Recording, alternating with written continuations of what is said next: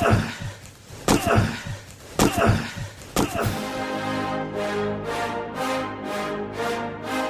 rolls out to the right, pitches off to Taylor, and Taylor's to the 20, down to the 15, down to the 10, 5, 4, 3, 2, 1. Touchdown, Billy Taylor!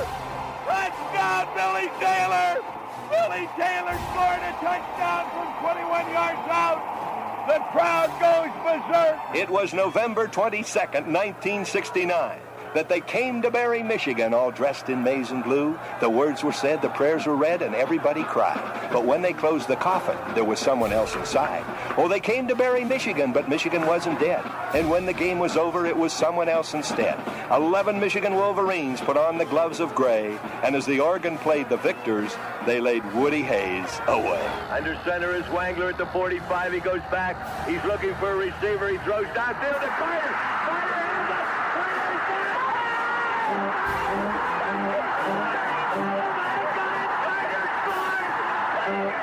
Who's got it better than us? Nobody!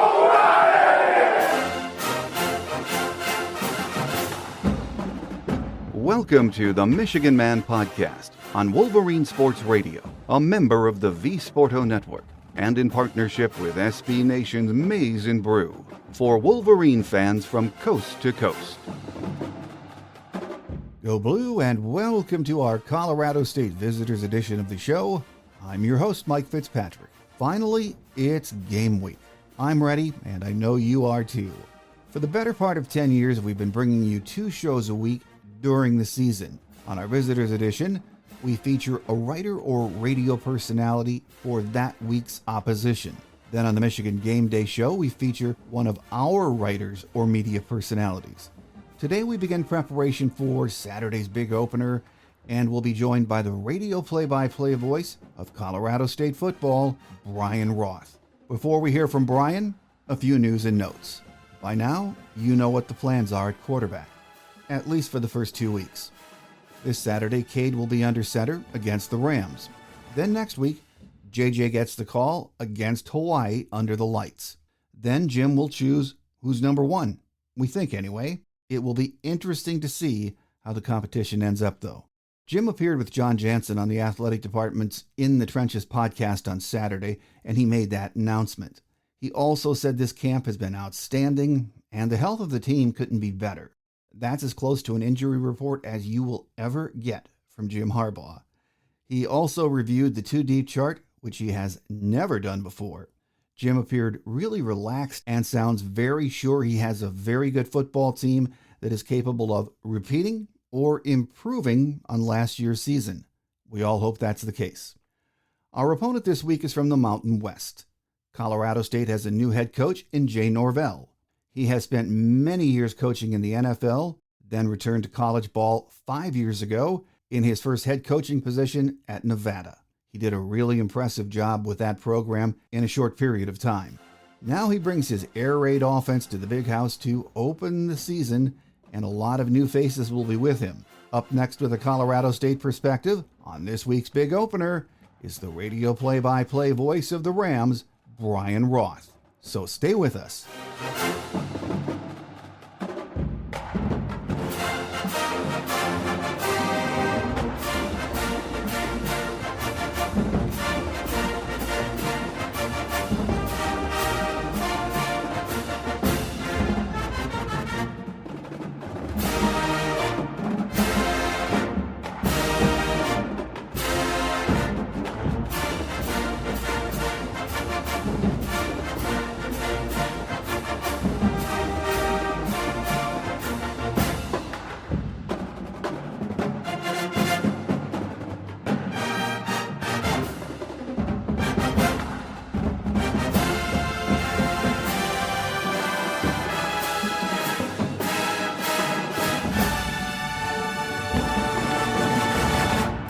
Here with us on our Visitors edition of the show this week as we get ready to start the season is the radio play-by-play voice of Colorado State football, Brian Roth. Brian, it's great to have you with us. Yeah, Mike, thanks for having me on, man. College football season is here. I know we're all excited about that. Well, it is great to have it back. And, of course, this is the first week for both Michigan and Colorado State to get into action And as you said, we're all excited about that. In Fort Collins, there's a new head man, Jay Norvell, comes from Nevada to take over the reins, and he brings with him a very high-octane offense, doesn't he, Brian? Well, he does, yeah. And so, Jay Norvell's a guy who's been around the block a number of times, coached at, a lot of Power 5 schools, spent 6 years in the NFL, and finally got a head job 6 years ago at the University of Nevada, a place that, has had mixed results and not a lot of great facilities, but brought his air raid offense to Reno, and over the last 5 years has turned that football program around. They've gone to 4 straight bowl games.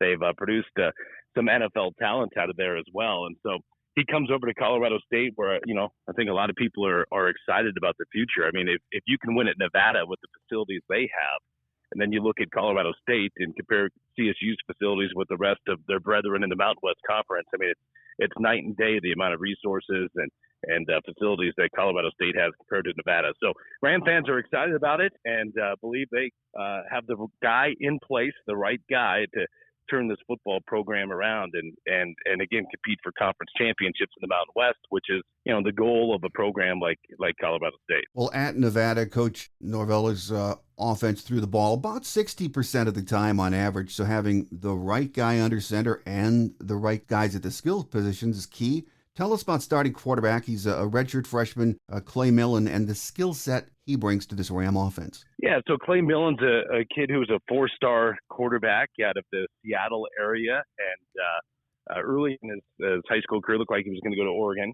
Then was committed to go to Arizona, coaching change, and once there was a coaching change at Arizona, he kind of decommitted, and that's when Jay Norvell in Nevada kind of swooped in on him and really picked him up as one of the most highly rated recruits that Nevada had ever gotten. So he sat last year behind a quarterback named Carson Strong, who was the Mountain West Conference Offensive Player of the Year, and learned that offense. And then, Jay Norvell gets the Colorado State job. And, as Clay said, he goes, there's no question I was following Coach over to Fort Collins in Colorado State because he went to Nevada, not because of the beautiful city that is Reno. He went to Nevada because of the air raid offense. So, he comes to Colorado State. He was the unquestioned starter in spring ball, and that has continued here into the fall. He's 6'3", 215 pounds, has great, pedigree with his dad, Hugh Millen, a former NFL quarterback, was an All-American at the University of Washington. In fact, backed up John Elway here in Colorado at Denver for a couple of years. So, Ram fans still remember his dad from his Bronco days, and now here's the son coming in, and he's a redshirt freshman. He's thrown 2 collegiate passes, and so this will be his first action coming up on Saturday in Ann Arbor at the Big House. And what a way to make your debut. He's going to have ups and downs this year, but I know Ram fans really are excited to have him, especially the fact that he's just a redshirt freshman. And you should be able to get him for 3 years, maybe even 4. Yeah, and as you said, he's only thrown a couple of passes at the collegiate level. The only tape I saw on him was during his recruiting days, recruiting tape. And, of course, he looks like a perfect fit for this air raid type of an offense. But he also, at least in his recruiting tapes, looked like he had some pretty good wheels on him. Yeah, he's a good athlete. There's no question about that. Now, CSU's not going to ask him to be a dual-threat quarterback. That's just not what they ask of their quarterbacks. But, he is certainly a very good athlete. And I'm really looking forward to watching him play. He's a kid who got limited to just 2 games his senior season because of COVID. And so he really has not played a lot of football in the last couple of years. Again, redshirting last year as a true freshman at Nevada. So I'm pretty sure he's going to be geared up and ready to go at the Big House. But again, what kind of results will that bring? Well, we will see. But he's a kid that definitely has a lot of those tangible aspects that you like in a college football quarterback. Well, the good thing for Clay is that he is familiar with a couple of his receivers, Tony Horton, and I'm not sure in the pronunciation here, but Melquan Stovall. That's right. Well, they both came over from Nevada with him, didn't they? Yeah, they did. And Torrey Horton's a kid who the staff feels like is an NFL caliber receiver, and played as a true freshman 2 years ago, played last year as a true sophomore at Nevada, and really was starting to flourish in that offense. And you see that Colorado State has like 11 players from Nevada, and obviously with the transfer rules these days haven't been laxed a little bit, where you can transfer once without any penalty and having to sit out a year. Jay Norvell comes from Nevada to Colorado State in the same conference, and all of a sudden 11 players are going with him. Now Jay left it up to any player that wanted to come to Colorado State, he would welcome them. But, guys like Torrey Horton and Melquan Stovall, wide receivers that were recruited to Nevada to play in that air raid offense, a lot like Clay Millen, where the head coach goes, the offense goes, well, they're going to go with him. And so that certainly is a big factor for Colorado State, the fact that they have two of their starting wide receivers, because Horton's going to be the number one wide receiver. Stovall will start at the slot position for Colorado State. To have those two guys that have multiple years in the air raid offense, and Clay Millen, the quarterback, has, again, a full year in the air raid offense as well, even though he didn't play. That's key. That's key, because then you can teach the rest of the offense. And the two offensive linemen, by the way, that are going to start on Saturday also came from Nevada. So you got some dudes on the offense that have been in this air raid system, and I think it's helped integrate some of the holdovers from the Colorado State roster. Well, when you throw the ball like this offense is going to do, you usually need a lot of capable receivers. We talked about two of them, but tell us about some of the other wideouts we're going to see Saturday who are expected to contribute this year. Yeah, a kid named Dante Wright is a really good player for Colorado State, number 22. He's not very big. He's another slot guy. But, 2 years ago, he put up 57 catches as a true freshman out of Navarre, Florida, which is the panhandle of Florida there. And he's a guy that has, big time speed. I mean, power 5 speed. The problem is he's only 5'8", but man, he's had a big time career here at Colorado State, and he kind of has a new lease on life. When an air raid offense comes in and you're wondering about the new coach, and you see, oh wait, they're going to throw the football 60% of the time. You're happy about that as a receiver. So number 22, Dante Wright, he's a really, really good player. Not very big, but again, has some elite speed. And then Colorado State also has another holdover in Ty McCullough, a kid who out of high school had multiple Pac-12 offers and just really hadn't put it all together here at Colorado State. He's now into his senior season. I mean, the talent is there. He's got very good speed on the outside. And, you're thinking perhaps this kid, McCullough, could put it all together here in his senior season with a new offense and, again, a pass-happy offense. So 6, that's McCullough. 22 is Dante Wright, two other kids that will be catching the football on Saturday, along with Stovall, 0, and then Torrey Hort, number 14. Let's talk about the big guys up front for a minute or two, Brian. I was watching some tape with offensive line coach Bill Best, and he was saying that it looks like the starting 5 are there already, 4 of them, though, being transfers. But they do have experience in that group, don't they? Yeah, 91 career games at the FBS level between the 4 transfers. And I think it starts come in around like 60 or so. So yeah, they felt like they had to go out and upgrade the offensive line through the transfer portal, and that's what they looked at in this football program as a deficiency is the amount of offensive linemen that they feel like they need to win in the Mountain West Conference. And so they went out and got some transfers. Again, I mentioned 2 of them are from the University of Nevada. And so 2 guys that do know that offense. But the starting 5 is set.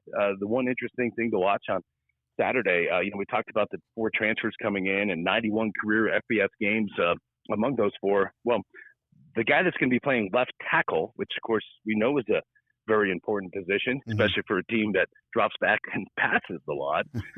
He is a redshirt freshman from right here in Fort Collins.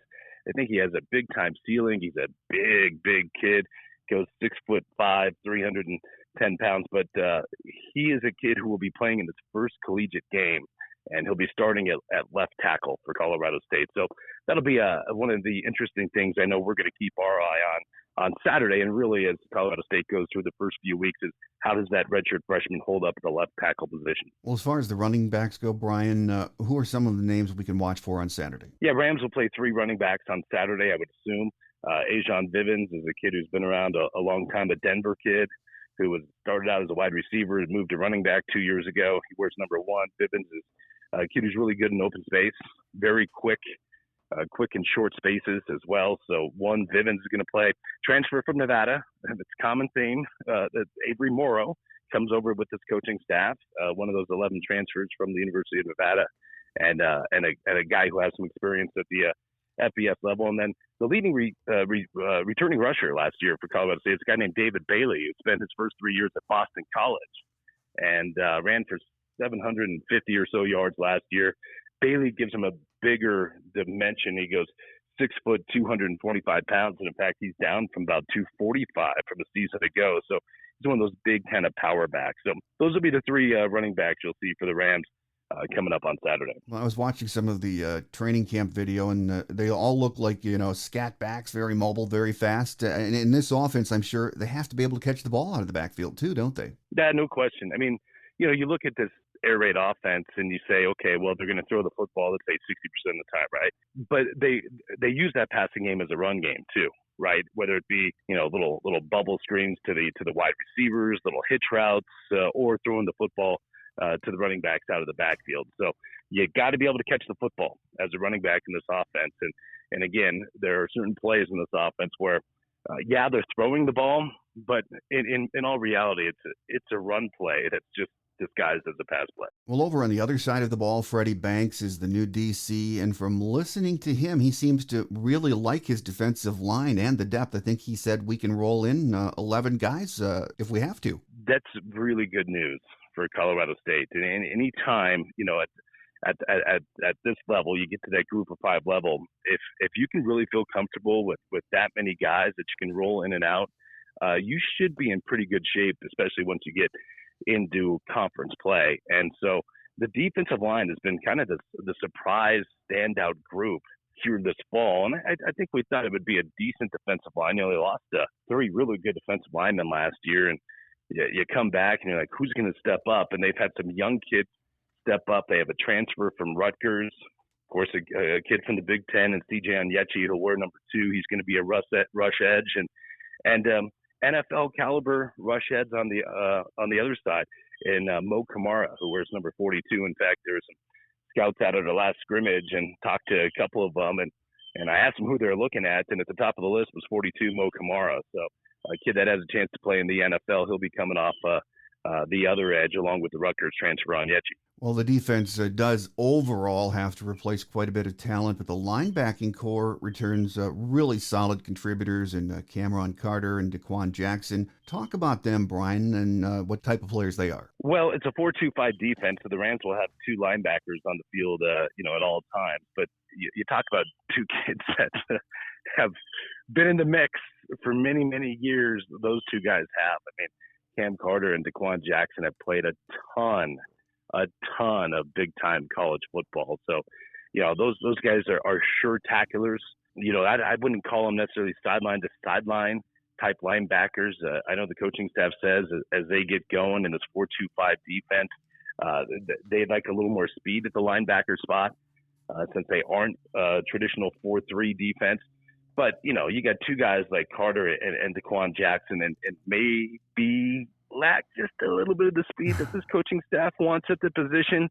You can't replace the grit and the toughness and the game day experience. I mean, those guys are going to walk into Michigan Stadium coming up on Saturday, and they will not be phased at all. Now, doesn't mean that CSU is going to shut down Michigan. We don't expect that, but just those 2 kids. I mean, you do not have to worry about those 2 guys if you're a Colorado State fan. Well, back in the secondary, Nevada safety transfer Angel King, and then you have City College of San Francisco's DeAndre Greeley. They're big additions, and they joined 5th-year senior Taiwan Francis. Talk about that secondary group, Brian. Yep, and they brought in the transfer from Cal of the Pac-12, and Chigi Anusium, who will be wearing number 7. He's going to be the number 1 DB, and then Francis is a kid that played safety last year. They moved him to nickel again, that 4-2-5.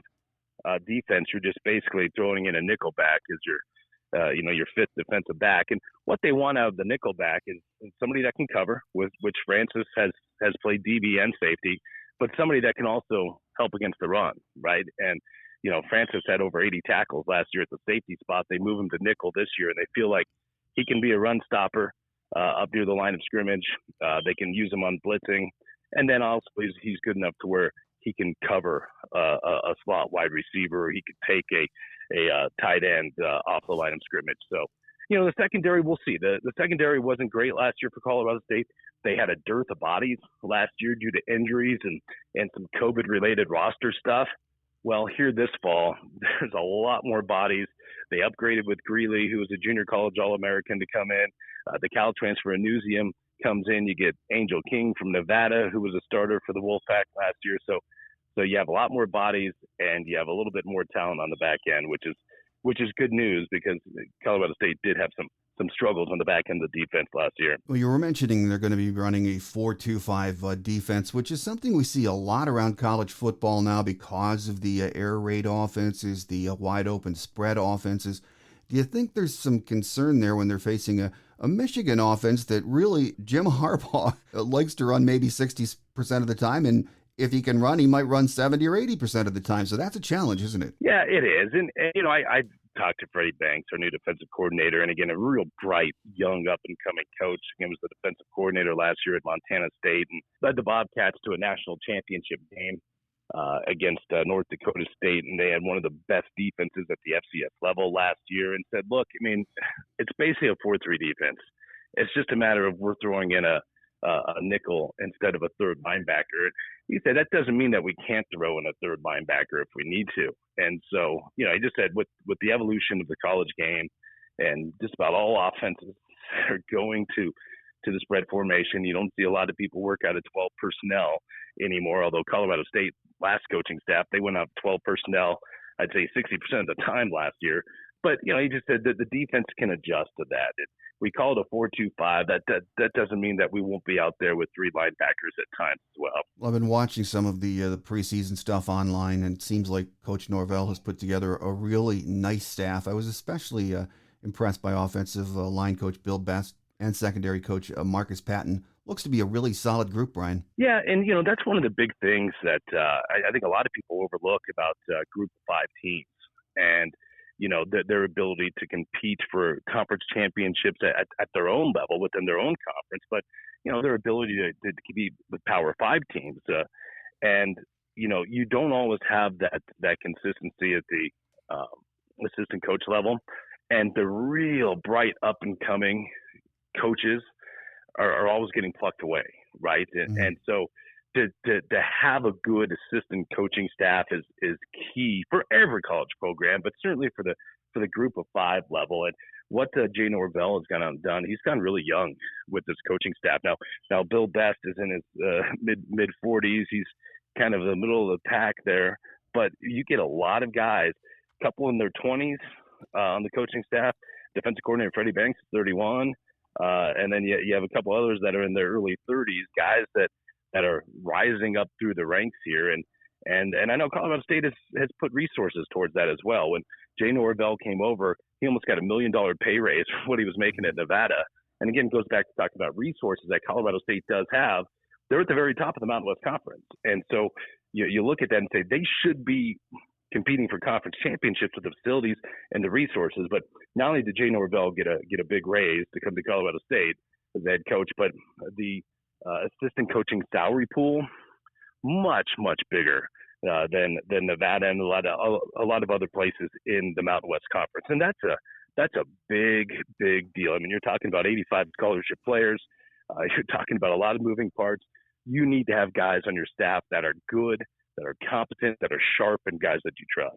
Well, last year, Brian, the Rams were 3-9, so there's nowhere to go but up. Do you think this team has the personnel in the first year? And I know this is a tough question, but the personnel to improve on last year's record? Yeah, I mean, I do. And I think the prevailing thought amongst Ram fans is there's no reason CSU shouldn't be a 7, 8, 9 win team each and every single year. Now, it doesn't mean that they should be going into win at Michigan or almost won at Iowa last year, played Florida a few years ago. We went to Alabama twice. And, we're not supposed to be winning those games. But this is a Colorado State program that should go to Washington State, we feel, and compete with Washington State and have a chance to beat the Cougars in 3 weeks and go out and win 7 games in your own conference. So I think when you see what Jay Norvell did at Nevada with very limited resources, bottom of the barrel facilities in the Mountain West Conference, and the fact that he did what he did there, there's no reason to think that Jay Norvell can't do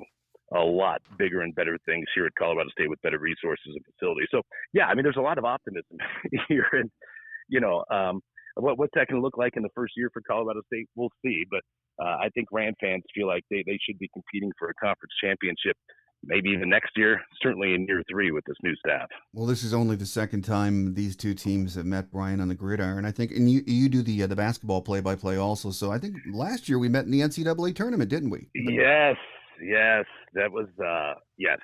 It was a disappointing game for Colorado State. We got into some foul trouble with some key guys, and man, it just kind of took the wind out of our sails in the final 7 minutes of the contest. And when you're arguably best player, your point guard, is on the bench with 4 fouls, it's hard to win because CSU just certainly didn't have the depth that Michigan had. But it was fun to meet all the Michigan folks there, and tell you what, we're looking forward to getting out to Ann Arbor here this weekend. As we said, it's only the second time these two teams have met on the football field. It was the 1994 Holiday Bowl, and that was a 24-10 win for Michigan. Would you say, as you take the temperature around Fort Collins this week, that the Ram fan base is excited about coming to Ann Arbor? Oh, no question. Look, it's the big house, right? It's 107,000 fans. To be able to experience that is it's unique. And we went to Iowa last year. We thought Iowa was great. I loved the Iowa fans. Of course, the Iowa wave that they do at the end of the first quarter, that was certainly special. We went to the Swamp a few years ago. Ram fans made the trek down there. Like I said, with Alabama a couple times in 13 and 17. So Ram fans are stoked to get out to the big house and to get out to Ann Arbor. And we're happy to do it in September. We don't want to go out there in November. We like the sun too much. No, I'm joking. But Ram fans are certainly excited. However the score turns out, I think Ram fans are gonna have a good time and enjoy themselves coming up this weekend. Well, final question before we let you get away, Brian. First games are always tough to gauge. No matter how good you are or how good you think you are, you never know what to expect. How do you think this Colorado State team matches up with Michigan, and what do they need to do to have success on both sides of the ball? Well, I'll say this. I don't think Colorado State can be intimidated. Again, this is a football team, and we weren't very good last year. Leading by 7 with 6 minutes to go in the third quarter at Iowa, who was undefeated and ranked 5th in the nation last year, and it took a fluke fumble at our own goal line to all of a sudden tie the game up, and Iowa got life, and they kind of got up off the mat. There was a lot of worried Hawkeye fans there last year. And now Michigan's much better than that Iowa team that we saw last year. We know that based on the Big Ten championship last year. So, but it's hard to tell, Mike.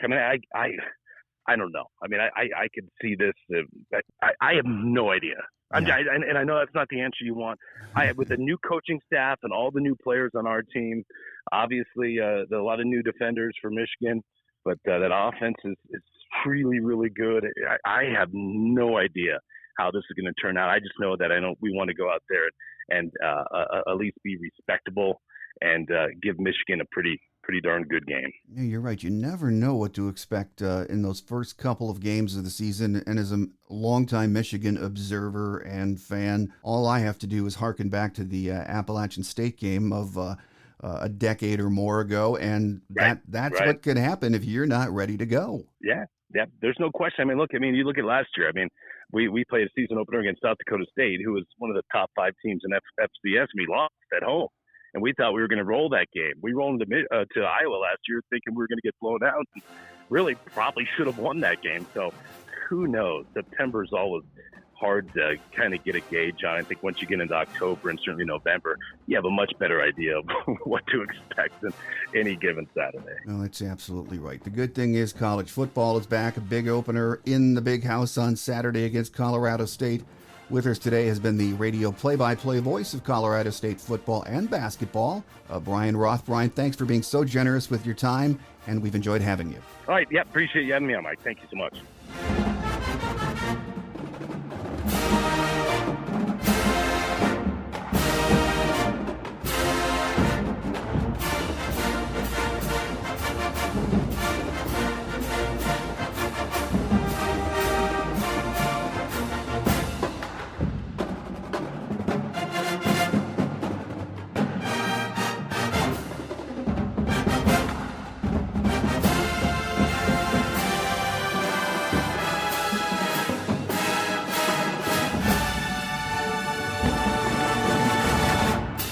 On Quick Hits today, as I mentioned at the top of the show, Jim says team health is outstanding for the opener. If there are any injuries, he didn't talk about them. Thanks again to my guest today, Colorado State radio play-by-play voice, Brian Roth. He was a pleasure to speak with, and he's excited as all get out to call a game from the booth in the Big House. On Thursday, I'll be back with our Michigan Game Day show. We'll have any last-minute updates available and share some interesting game day facts. My scheduled guest is our new radio play-by-play voice, Doug Karsh. Not that Doug is new to us. If you're in the Detroit market, you've been listening to him for the better part of 20 years on WXYT 97.1 The Ticket. He has also been the sideline reporter for many years on the Michigan Football Radio Network team. Now, Doug's schedule is a wee bit crazy as he prepares for his first big game up in the booth, so if he can't squeeze some time in this week, we'll have another one of our media guys or gals join the show. If not this week, at some point in the season, we'll have Doug on the show for you. That will do it for our first visitors edition of the season. Make sure you come back again on Thursday. I'm your host, Mike Fitzpatrick. Have a great Wolverine week, everyone. Until Thursday, take care, and as always, go blue. Thanks for joining us today on The Michigan Man, here on Wolverine Sports Radio, a member of the V-Sporto Network, and in partnership with SB Nation's Maize and Brew. Our listener lines are open 24/7 for your calls at 313-263-4842. That's 313-263-4842. Or email us at themichiganmanpodcast@yahoo.com. That's themichiganmanpodcast@yahoo.com. The Michigan Man Podcast is produced at the studios of Robin Lynn Productions, Allen Park, Michigan, and is not affiliated with the University of Michigan. Go Blue!